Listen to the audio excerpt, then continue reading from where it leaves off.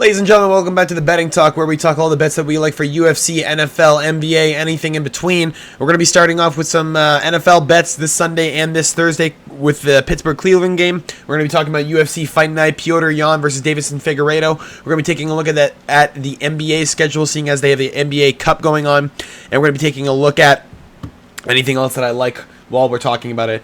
Let's just get right into it with the NFL Thursday game, which is Pittsburgh Steelers versus the Cleveland Browns. This is coming up in less than 10 minutes. Kind of fucked up on when I should drop this, but we're thinking the Pittsburgh Steelers are going to cover 3.5. We're thinking the game's probably going under 36.5. And we're thinking George Pickens, who they have at 58.5 yards, I believe, if we can pull this up here, the over-under. Where is he? George, that's receptions. I don't give a shit about George Pickens, 60.5. The line was 57.5 earlier today. It was even as low as 55.5. That's insane. George Pickens is probably going for 70 yards today. His average in the last 3 games, I believe, is 68, 70 yards. He's been having some big games, couple touchdowns called back, and thinking that George Pickens maybe gets a touchdown today at plus 200 anytime touchdown, which, let's see if it still is. It is now 205. Wow, it's going up even though his yards are going up. Interesting. Anyway, we're thinking Pittsburgh covers. Cleveland Browns having a bit of a problem. Joe Burrow still playing out of his mind. Just Cleveland Browns defense having a little bit of a problem. Pittsburgh Steelers having a really nice run this year, playing really well. Sunday coming up, we got Lions Colts. We already know how that's going. Colts are going to get destroyed. Anthony Richardson having a bit of a problem coming off the couch there after getting benched for a couple games, seeing as he took himself out of a game. Detroit's probably just going to roll over him. Goff having a good game. Just going to eat him alive. KC against Carolina, it's not even a question. I mean, KC should cover. Carolina Panthers having a bit of a problem. Andy Dalton is their fucking backup quarterback. Bryce Young's back in, and he finally won his first back-to-back game ever, and he's going to lose right here.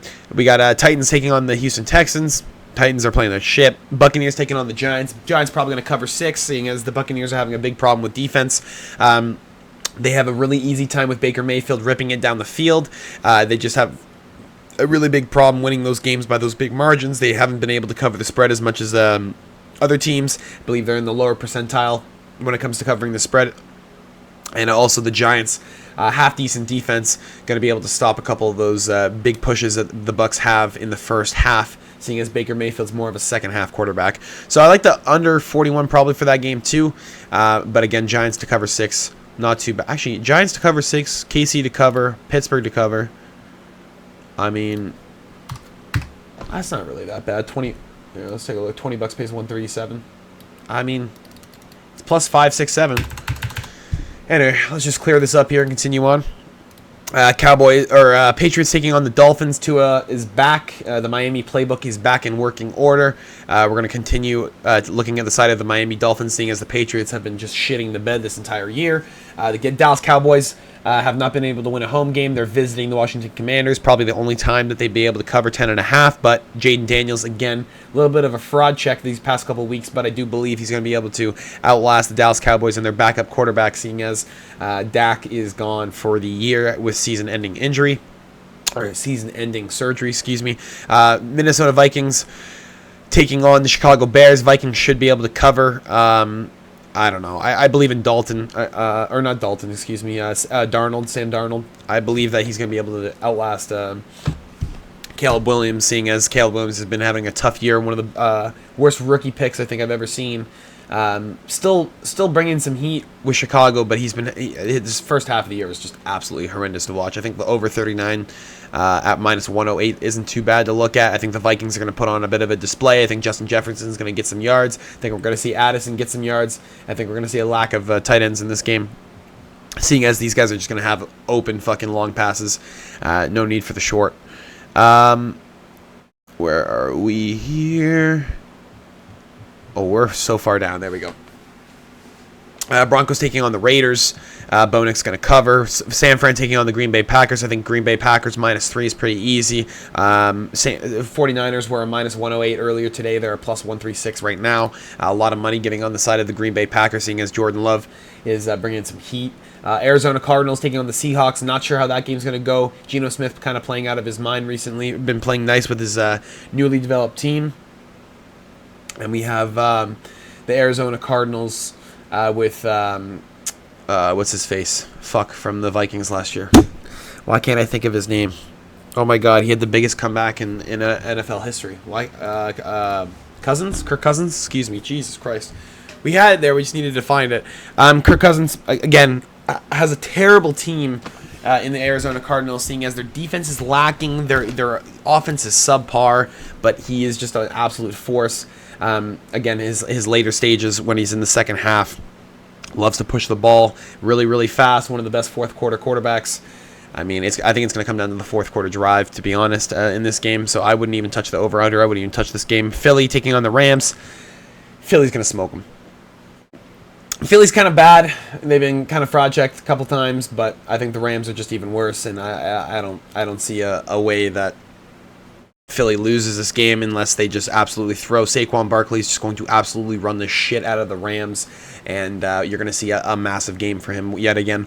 We're going to move on to the best bets for UFC, best bets, whatever. We're going to move on to the talk for UFC Petr Yan versus Davison Figueiredo card. This is actually really, really easy right here. Boom, boom, boom. This is what we like right here. Let's move on the camera. Nicholas Mota taking on Mahashante Haizir. Nicholas Mota, a lot of first-round KOs, a lot of power in his hands. Mahashante's more of a decision fighter. He's going to be in some fire really, really early. And I think Nicholas Mota is going to be able to come out on top under 2.5 rounds with a knockout victory. Under 1.5, sitting at plus 120. They do know that this fight could end very quickly. Kwang Lee taking on Long Zhao. Kwang Lee just a better fighter, fought the more experienced guy. Chris Gutierrez kind of exposed him a little bit. But Kwang Lee, very, very good. Came out in that third round, got Chris Gutierrez down, even after eating all those leg kicks in the first 2 rounds. Was still looking good in the third round, had the cardio to deal with it. Long Zhao just doesn't look like he has the cardio to deal with anything, especially with Kwang Lee. Kwang Lee looks a little bit better than Long Zhao. Long Zhao does have more experience, so it's going to be interesting to see how he uses that grappling experience against a Kwang Lee, but I do believe Kwang Lee has enough takedown defense to withhold. And then we have Loner Kavanaugh taking Jose Ocha. It's probably your biggest chalky bet. I would stay away from it, honestly, but I'm going to bet it personally. Loner Kavanaugh, I believe, is going to just be overwhelming for Jose Ocha. Ocha's undefeated, almost all finishes. He is still very good, and Loner Kavanaugh just seems to be one of those flyweights that just has a little bit of an edge. He has a wicked fucking right hand. He has a wicked, wicked power in his left hand, and I'm excited to see what he has. But 7-1 on this is absolutely ridiculous, in my opinion. We also have Carlos Hernandez taking on Nayem Yargel Turambaro.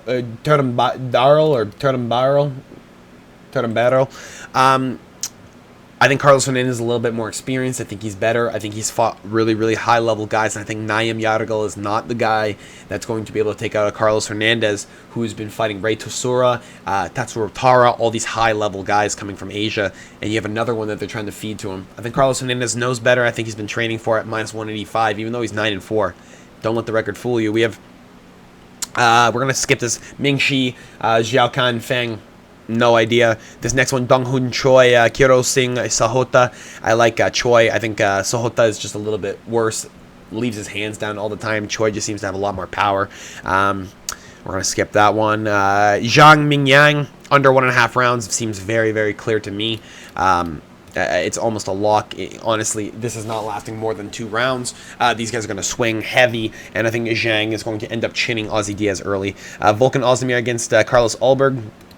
Carlos Ulberg by knockouts looking nice, plus 130. By decision, plus 240. I'd probably stay away from it if they're having it that close.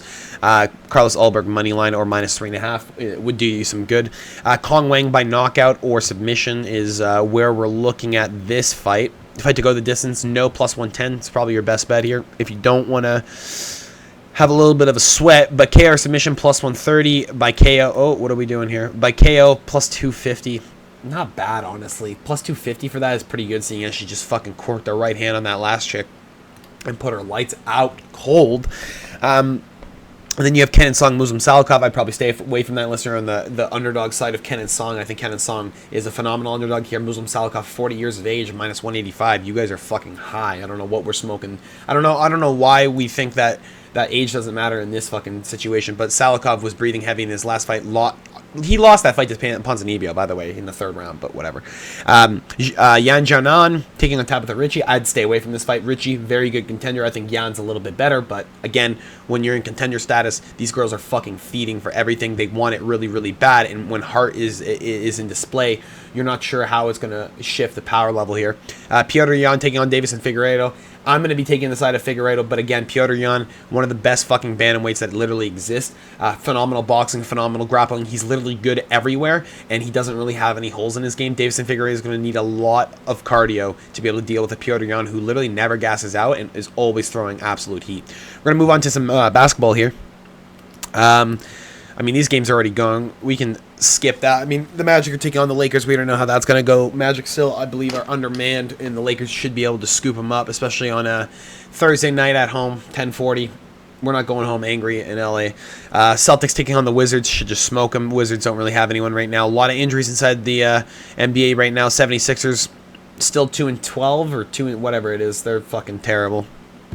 Warriors taking on the Pelicans. Warriors still showing out, even though Curry's getting older. He's putting out work. We have the Trailblazers taking on Houston Rockets. Rockets have an absolute phenomenal team this year.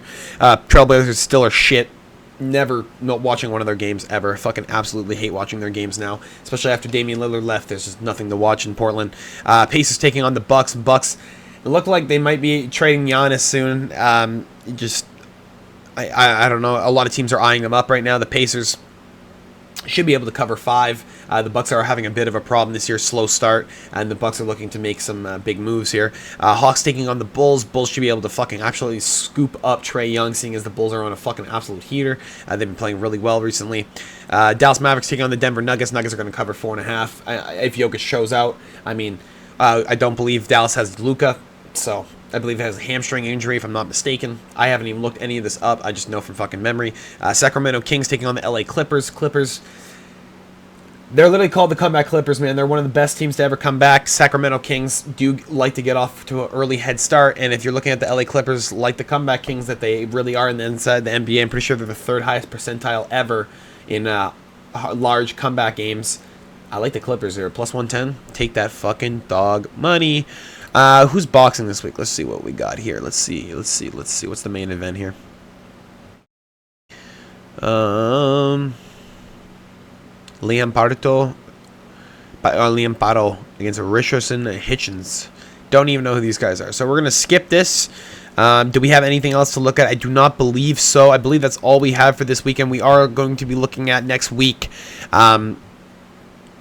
Colby Covington taking on Joaquin Buckley. Or no, that's not a fucking card, is it? No, Jesus. Alexander Pantoja taking on Kai Asakura. Jesus, that's the guy coming over from Risen, I believe, who is absolutely dominant at flyweight. We're going to be seeing an absolutely insane fight there. That's all I got for you guys today for the betting talk. Again, this is just, I want to do something little where I'm able to talk about my bets. This is the shit I want to be able to talk about. No one else wants to talk about this stuff with me. I'm a degenerate. What is it? Well, I'm not a true degenerate. At least I'm not wasting all my fucking money. A bit of my money. Not all the money. That's all I got for you guys this week. Hope you guys did enjoy. If you guys did, make sure to drop a like and subscribe if you haven't already. I'll see you guys all on Saturday for the live of Piotr Yan taking on Davison Figueiredo at 3 a.m. I'll talk to you all later. Peace.